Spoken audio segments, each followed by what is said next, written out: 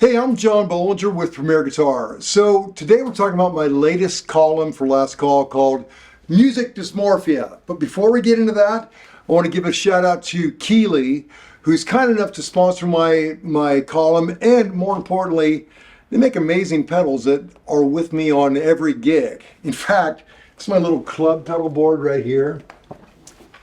Fits in the gig bag, sounds great, does everything I need, and it's tiny. So anyway, I've got them. I've got a bunch of pedal boards, and I got Keeley on all of them, and I'm very grateful for the amazing work they're doing. And right now, I'm grateful for this column. I'm going to talk to my buddy Chris Keys about it right now. Chris, hey, how you doing? I'm great. So we're talking about that column that's coming out right now, Music Dysmorphia. Yeah. So you're familiar, of course, with Body dysmorphia. Yeah. I think we all, if anyone's a healthy skeptic of themselves, it's whether it's music or physicalness or physicality of themselves.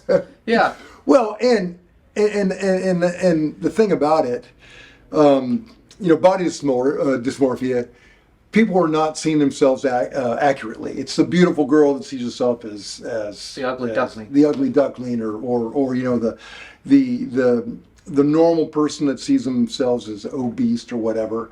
But I'm pretty sure you've seen this as well. I know you've seen this. How musicians tend to see their own work as in almost a dysmorphic way. Yeah.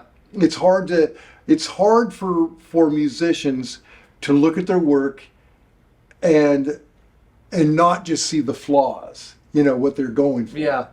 Now, it's probably more so, especially when you're playing by yourself, than it may be within a band context. When you're playing by yourself, naked for guitar playing sake of the demos that you do, I'm sure you're a lot more in your head than you would be if you were on a gig. Well, yes, to a certain extent. Well, however, when you're on a gig, you've got other musicians, and you always feel like you're being analyzed. Yeah. Almost like going to the gym. Yeah. Like if you go to the gym and there's a room full of really fit people pumping up big weights. Yeah. Which they tend to do, and it's funny. It's like I'll be at the gym and I can't look in the mirror when I probably should to do form or do the exercise properly. But there's definitely people that take a lot of mirror time, we'll say. But it's funny. It's probably the same way with guitar players that hear themselves confidently in a way that maybe isn't quite there. But then the reverse you're getting to is that people feel inadequate musically. Yeah, well, have you noticed? Okay, for instance, when we shoot rig rundowns, generally the artist will play a little bit beforehand, and these are the greatest guitar players in the world. The players we have, on our show are really they're the greatest players in the world, and it's incredible how many times we see them get in their head. Yeah. On something like that in real time. In real time, yeah, we can see. We can almost see it click when they're playing and think, I didn't like that, and they think, millions of people are going to see this and it's terrible and it's going to be on the internet forever. It's a snowball thing too. Yeah. Once one wheel gets wobbly, the other three become a little bit wobblier themselves. You know what I mean? Right. It's a rainfall effect. Yeah. Snowball effect. Totally. And it is something I think very common in the arts. I saw a TikTok thing with Seth Rogen today. Yeah. And he was saying he'll be in a movie read with all these great actors, and he said everybody's at the table just, you can tell they're thinking, oh, I'm doing this all wrong, or it's terrible, or they hate me, or they want to replace me. And that's the thing about art. It takes a personal aesthetic decision, and maybe it connects with people and maybe it doesn't.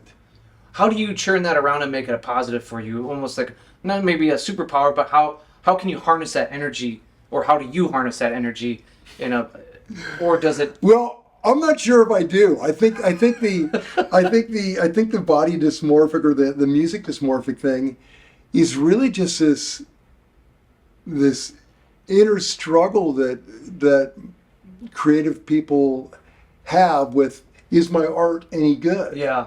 Because the rule is there are no wrong things in art. Art is art. If you can't make a wrong decision. However, when nobody likes your art, then it's Do you feel that dysmorphia problem, we'll say, has increased with the ever increasing critics, let alone the self-living, Right. the critic that's inside our own heads, but just the fact that, maybe when you started playing guitar all those years ago, the only person you were trying to appease was yourself, if that at all. And right. now you're making a career out of it. You're in the studio. Right. You're doing these pedal demos. Oh yeah. When you're only playing for yourself, you don't have that. Yeah. But I think the other comes in, or that dysmorphic thing comes in when you're being observed. When you know that if you're being observed, you're being judged. And now we're in the age where no matter where you play, if you are in front of people, they can film you. Yeah. And I saw a thing with Lukather the other day. And he's saying, yeah, it's getting really hard, man. Where everywhere you go, somebody's got a phone in your face, filming it, and it's some jam that's never supposed to happen anyway. And now you're going to be judged for that forever. Yeah, it's funny. There's maybe a parallel sidebar, but it's I feel like it's applicable. Is that Randy Blythe, the lead singer for Lamb of God, had made some headlines recently because he had noted that he might do a song in the future sitting down with his phone facing back at the crowd, because he says he's missing that audience connection because so many people are filming him and his band on stage, that he wants to connect with the audience like he did. The band's been around. I'm sure he played in other bands before this for 30 years. Right. And he remembers what it was like playing in clubs in the 90s when it was just them in the audience. And that moment was the most important thing they could be doing, was priming that audience. Right. And now all he's seeing are screens looking back at him, and he's having a visceral reaction to it finally. It's boiling over. Yeah. Well, I guess, the ubiquitous phone, the fact that everything is being documented for everything, for forever, that does step it up. Yeah. That in fact, with body dysmorphic, with body dysmorphia, it's all about a inaccurate perception of yourself based on how you think other people are seeing you. Yeah. And in music, it's the same thing. We get this inaccurate view of what we're playing because we're thinking about how it's being perceived by others. And it can be, we've seen it in rundowns where it's just crippling. In my own case, I find there's sometimes I'm playing like, oh God.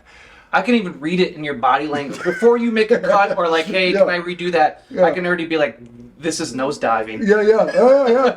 Before you touch ground, I can see it. Like, we're gonna redo this one. Yeah. Do you remember? That's really the way it is.